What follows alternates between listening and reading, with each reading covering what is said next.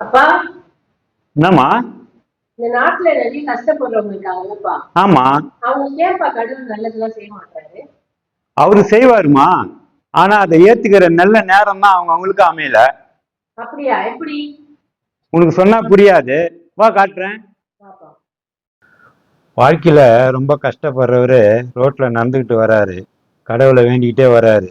நான் ரொம்ப கஷ்டப்படுறேன் கடவுளே, எனக்கு ஏதாவது செய்யின்னு சொல்லிட்டு வேண்டிக்கிட்டே வராரு. அந்த நேரம் பார்த்து கடவுளே காசும் பணமும் நிறைஞ்ச ஒரு மூட்டையை அவர் கண்ணு எதிர்க்கே போடுறாரு. ஆனா அவர் அந்த மூட்டையை கவனிக்கல. எதிர்க்க கண்ணு தெரியாத வயசானவர் ஒருத்தர் நடந்து வந்துட்டு இருக்கிறாரு. அவருக்கு உதவி செய்யலான்னு சொல்லிட்டு போய் அவரை இட்டுக்கிட்டு அந்த ரோடை கிராஸ் பண்ணி விடுறாரு.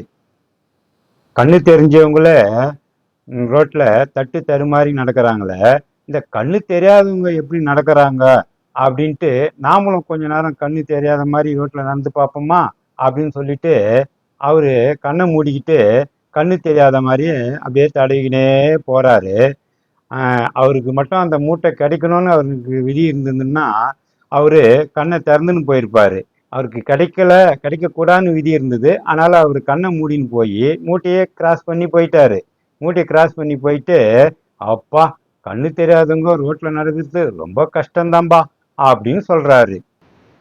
பாருங்க மக்களே, கடவுளே நமக்கு கொடுக்கணும்னு நினைச்சாலும் நமக்கு நல்ல நேரம்னு இருந்தாதான் அது நமக்கு கிடைக்கும்.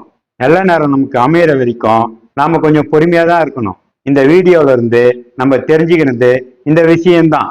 இந்த வீடியோ உங்களுக்கு பிடிச்சிருந்தா சப்ஸ்கிரைப் பண்ணுங்க, கமெண்ட் பண்ணுங்க, லைக் பண்ணுங்க.